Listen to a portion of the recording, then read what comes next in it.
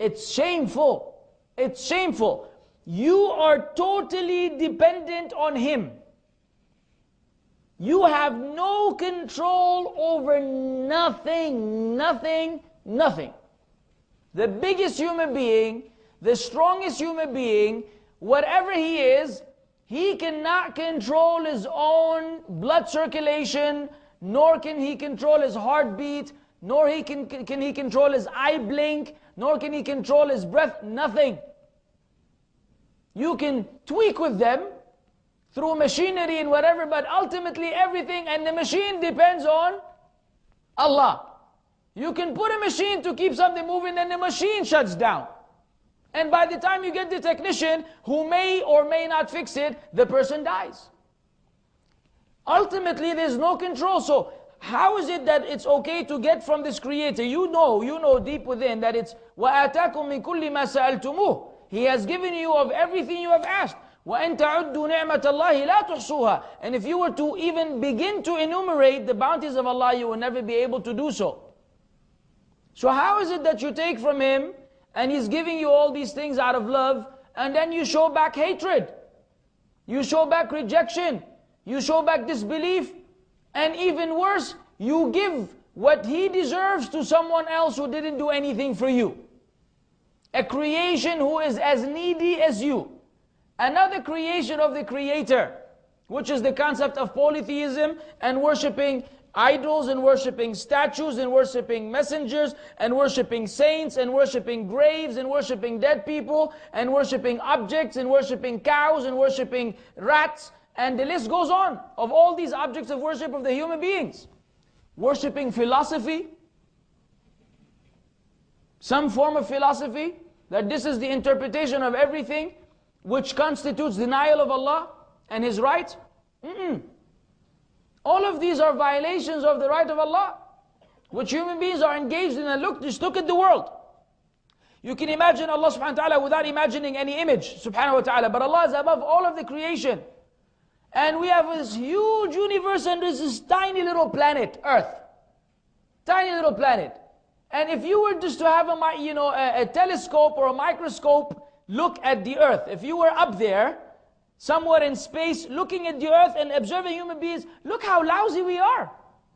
Look at the killing, all day killing and fighting, robbery, theft, deceit, treachery. I mean, it's all kinds of crimes are being committed, human beings against each other, against the environment, against Earth. Just wickedness upon wickedness, except a minority who recognize the right of the Creator. You know how lovely these people are in the sight of Allah? These people who have left alone all this other stuff and they are submitting to Him, even though they haven't seen Him. You know how much Allah loves those kind of people? Of course, at various levels and degrees. Because of that goodness in them. And therefore, Allah Azza wa Jal promised them paradise, wherein they will abide eternally. That's why the breath of the fasting person is more beloved to Allah than the smell of musk. How could that be? A bad breath is bad breath. But because it comes out of worship, it comes out of seeking to please Allah. So it is pleasing to Allah subhanahu wa ta'ala.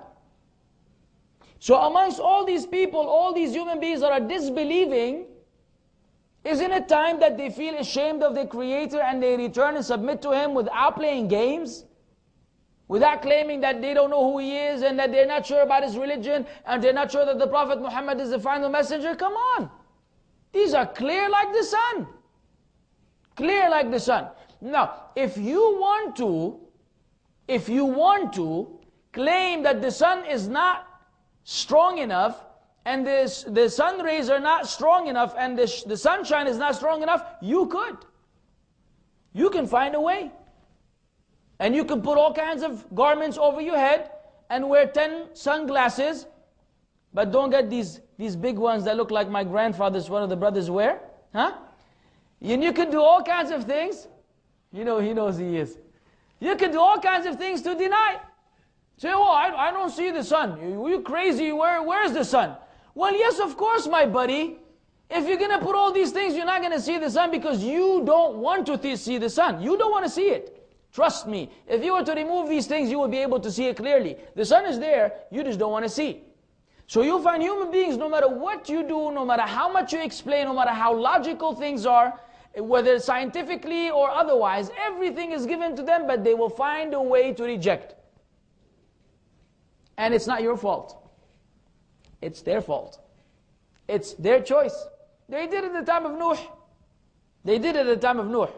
جعلوا أصابعهم في آذانهم واستغشوا ثيابهم وأصروا واستكبروا استكبارا. They put their fingers in their ears. They don't want to hear the message of Noah. And they put their garments over their heads. And they insisted, and they became very prideful and arrogant. They were not willing to submit, even though Nuh was the messenger of Allah amongst them. So now when one of us is given a message, he's not even a messenger of Allah, then of course he's going to tell you, you're foolish, you have been brainwashed by religion, blah, blah, blah. But you know that he is the one who's lost. And you know that this has been said before, you're not the first one to hear it. So it's really upon them just to make that change.